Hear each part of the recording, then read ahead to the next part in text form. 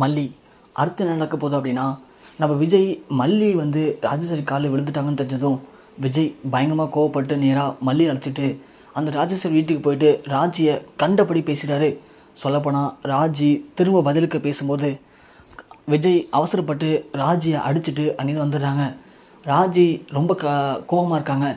அந்த விஜய் என்ன அவ்வளோ பெரிய ஆளா? அவன் பாட்டுக்கு வந்து நம்ம வீட்டில் ஏறி நம்ம மேலேயே கை வச்சுட்டு போயிட்டான், அவனை சும்மா விடக்கூடாது அப்படின்னு நேராக குணசேகரனுக்கு கால் பண்ணுறாங்க நம்ம ராஜேஸ்வரி. குணசேகரன் அந்த விஜய் அவனை பழி வாங்கி தீரணும். அவன் இப்போது ஒரு கார் மெக்கானிக்காக வேலை பார்த்துட்ருக்கான்.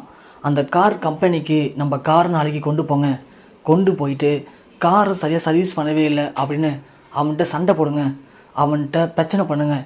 அவன்கிட்ட நம்ம ஆளுங்க பண்ணுற பிரச்சனை இல்லை, அந்த கார் மெக்கானிக்காக கடை இருக்கு இல்லையா, அந்த கடைக்காரர் பார்த்துட்டு இவன் இதுக்கப்புறம் செட் ஆகாது அப்படின்னு அவனை வேலையை விட்டு நாளைக்கே தூக்கணும். வேலையை விட்டு போனதுக்கப்புறமா விஜய் நம்ம வேலை பறி போயிடுச்சு அப்படின்னு கடந்து கதறணும். அதை பார்த்து நான் சந்தோஷப்படணும், புரியுதா அப்படின்னு கேட்டதும் குணசேகரனும் சரிங்க மேடம், கண்டிப்பாக நான் பண்ணிடுறேன் மேடம் அப்படின்னு சொல்லி இங்கே குணசேகரன் தாங்கிட்ட இருக்கிற அடியாள்களை அனுப்பி இது மாதிரி நாளைக்கு போயிட்டு அந்த விஜய்கிட்ட பிரச்சனை பண்ணுங்க அப்படின்னு சொல்லிடுறாங்க. கரெக்டாக அடுத்த நாள் காலையில் நம்ம விஜயும் எப்போதும் போல கிளம்பி வேலைக்கு போகிறாரு. ஆனால் மல்லியை பார்த்து இங்கே பாரு மல்லி, இதுவே கடைசியாக இருக்கட்டும், நீ வீட்டில் அமைதியாக இரு, எல்லாத்தையும் நான் பார்த்துக்கிறேன், எனக்கு தெரியாமல் திரும்பவும் வேலைக்கு போகிறேன் அப்படின்னு ஏதாவது பண்ணி என்னை கஷ்டப்படுத்தாத மல்லி அப்படின்னு சொல்கிறாங்க. மல்லி ஒன்று இல்லை விஜய், உங்களுக்கு ஹெல்ப்ஃபுல்லாக இருக்கும் தான் நான் வேலைக்கு போனேன், தவிர மற்றபடி உங்களுக்கு கஷ்டப்படுத்தணும் அசிங்கப்படுத்தணும் சத்தியமாக நான் நினச்சதே இல்லை விஜய். போதும் மல்லி, நீ எனக்கு எதுவுமே பண்ண வேணாம், நீ வீட்டில் இருந்தாலே எனக்கு அதுவே பெரிய புண்ணியம் தான் அப்படின்னு சொல்லிட்டு விஜய் கிளம்பிறாரு. விஜய் நேராக கம்பெனிக்கு போகிறாங்க.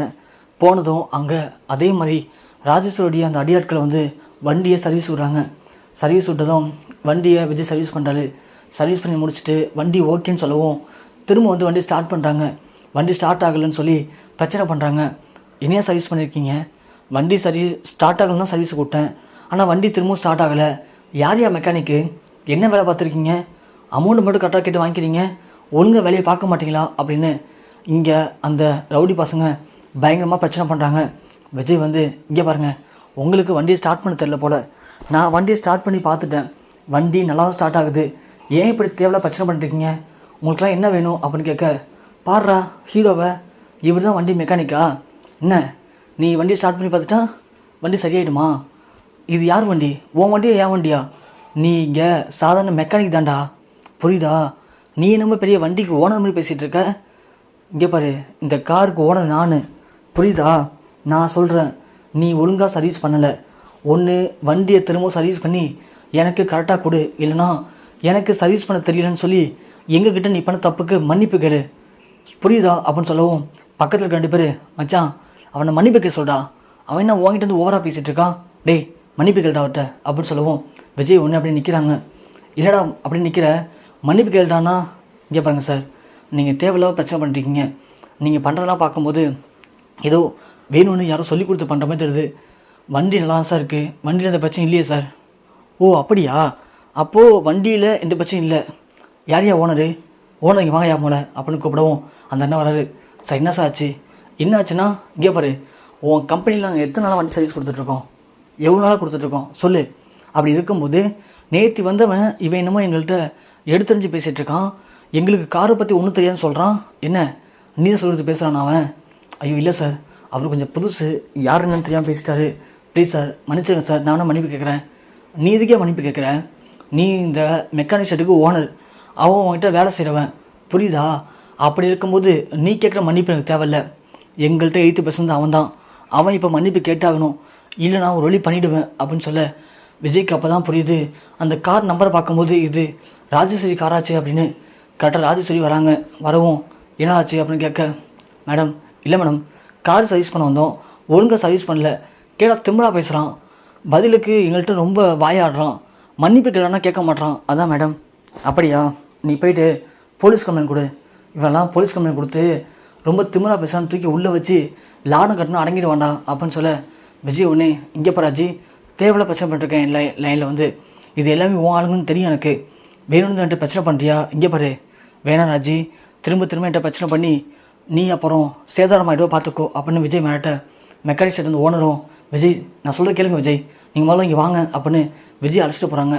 விஜய் அவங்க தான் உங்கள்கிட்ட பிரச்சனை பண்ணுறான்னு தெரியல, திரும்பவும் நீங்கள் ஏன் வாயாடிட்டு இருக்கீங்க, கொஞ்சம் பொறுமையாக இருங்க, அவங்க கேட்குறது ஒரு சாரி தானே, ஒரு சாரி சொன்னால் அவங்க கிளம்பி போயிடுவாங்க, இல்லைனா மற்ற கஸ்டமர்லாம் வரமாட்டாங்க விஜய், நான் சொல்கிறது கேளுங்க அப்படின்னு சொல்லவும் விஜய் வழி இல்லாமல் சரின்னு சொல்கிறாங்க. மேடம் உள்ளே வாங்க மேடம் அப்படின்னு சொல்லவும் ராஜேஸ்வரி உள்ளே வராங்க. உள்ளே வந்ததுக்கப்புறமா நம்ம விஜய் ஒன்றே நான் பண்ண தப்பு தான், என்னை மன்னிச்சிருங்க அப்படின்னு சொல்கிறாரு. சொல்லவும் ராஜி ஒன்றே இங்கே பாடுறா, நேத்தி உன் பொண்டாட்டி என் காலில் விழ வச்சேன், ஒன்று இன்னைக்கு மன்னிப்பு கேட்க வச்சுருக்கேன், இன்னொரு நாள் கண்டிப்பாக நீ இதே மாதிரி உன் பொண்டாட்டி மாதிரி என் காலில் விழுந்து எல்லாத்தையும் சேர்த்து மன்னிப்பு கேட்க வைப்பண்டா அப்படின்னு சொல்லி ராஜி போகிறாங்க. போய் கார் எடுத்துக்கிட்டு கிளம்பிடுறாங்க. அரவிந்த் நிற்கிறாரு. விஜய் ஃபீல் பண்ணிக்கிறத பார்த்து அரவிந்த் வந்து, என்ன விஜய் சார் ஏன் ஒரு மாதிரி இருக்கீங்க? இல்லை அரவிந்த், மனசு கஷ்டமாக இருக்குது. விஜய் சார், இங்கே நடந்த எல்லாத்தையும் நான் பார்த்து தான் இருந்தேன், விடுங்க சார், நீங்கள் மன்னிப்பு கேட்டது ஒரு நல்லது தான். என்னன்னு சொல்கிறீங்க? ஆமாம் சார், நான் வந்து அவங்க வண்டியில் அந்த பிரேக் ஒயரை கட் பண்ணி விட்டுட்டேன், அப்படி இருக்கும்போது தப்பு தானே, அதுக்காக ஒரு மன்னிப்பு கேட்குறது ஒன்றும் பெருசாக இதாகிட்டதில்ல. என்னன்னு சொல்கிறீங்க, உண்மையாவா? ஆமாம் சார். ஏன் அரவிந்த் இப்படி பண்ணீங்க? சார், அவங்க ஒன்றும் தேசியவாதி காந்தி இல்லை, அவங்களாம் தேச துரோகி சார். இப்படியாப்பட்ட ஆளுங்க நாட்டில் இருக்கிறது நாட்டுக்கும் கேடு வீட்டுக்கும் கேடு சார். அதான் போய் தொலைவிட்டுன்னு பிரேக் வேறு கட் பண்ணிட்டேன், விடுங்க சார் பார்த்துக்கலாம் அப்படின்னு சொல்ல விஜய் மனசை கேட்காம, ஐயோ வாங்க அரவிந்த் என்னாச்சும் பார்க்கலாம் அப்படின்னு கார் எடுத்துகிட்டு வேண்டிய போகிறாங்க. பார்த்தா ராஜி போகிற காரு செம்ம ஸ்பீடாக போய் பிரேக் முடிக்க முடியாமல் சைடில் இருக்கிற மரத்தில் போய் முட்டிடுறாங்க. முட்டி மண்டலம் லைட்டாக அடிபட்டு கார் கதை திறந்து வெளியே வந்துடுறாங்க. வெளியே வந்து என்னை காப்பாற்றுங்கன்னு ராஜி கெஞ்சுறாங்க. கரெக்டாக அப்போ தான் விஜய் அரவிந்த் 2 பேரும் இறங்கி கிட்டக்க போகிறாங்க. விஜய் காலை பிடிச்சி, ராஜேஸ்வரி என்னை காப்பாற்றுங்க சார் ப்ளீஸ் சார் அப்படின்னு சொல்லி காலை பிடிச்சி கெஞ்சுறாங்க. கெஞ்சிக்கிட்டு அப்படியே நிமிர்ந்து பார்க்குறாங்க. பார்த்தா நம்ம விஜய் நிற்கிறாரு. விஜயை பார்த்து ராஜேஸ்வரி அப்படியே செம்ம ஷாக்காக வராங்க. விஜய் சொல்கிறாரு, என்ன ராஜேஸ்வரி, என்ன காப்பாற்றணுமா? நான் தான் சொன்னேன்ல, எல்லாமே நீ நினைக்கிற மாதிரி நடக்காது, கடவுள் அப்படி எல்லாத்தையும் மாற்றுவார், நீ வந்து என் காலை பிடிச்சி கெஞ்சுற நேரம் வரும்னு சொன்னால, பாத்தியா அது வந்துடுச்சு. இப்போது நான் நினச்சாதான் நீ உயிரோடு இருக்க முடியும், நீ பண்ண பாவத்துக்கெல்லாம் உன்னை காப்பாற்றலாமா வேணாமா அப்படின்னு சொல்ல, விஜய் ப்ளீஸ் விஜய் என்னை மன்னிச்சிரு விஜய், என்னை காப்பாற்று விஜய், என்னால் முடியல விஜய், மண்டை உடஞ்சி ரத்தம் ஓடுது விஜய், ப்ளீஸ் விஜய் என்னை காப்பாற்று விஜய் அப்படின்னு கெஞ்சுறாங்க ராஜேஸ்வரி. அரவிந்த் ஒன்றே, இங்கே பாருங்கள் மேடம், உங்களை காப்பாற்ற தான் போகிறோம், இல்லைன்னு சொல்லலை, ஆனால் காப்பாற்றுறதுக்கு முன்னாடி இதில் ஒரு கையெழுத்து போடுங்க, இது ஒரு கையெழுத்து போட்டிங்கன்னா உங்களை காப்பாற்றுவோம், இல்லைனா அப்படியே விட்டுட்டு கிளம்பிகிட்டே இருப்போம்.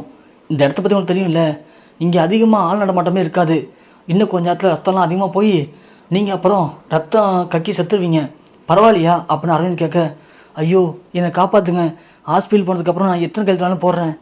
என்ன மேடம், என்ன எங்களை பைத்தியக்காரமாக நினச்சிருக்கீங்கல்ல, இங்கே பாருங்கள், நீங்கள் கையெழுத்து போட்டால் மட்டும்தான் இங்கேருந்து உங்களை அழைச்சிக்கிட்டு நான் ஒரு ஸ்டெப்பாவது நவருவேன், இல்லைன்னா நீங்கள் இங்கேயே கடந்து சாகணும் தான்.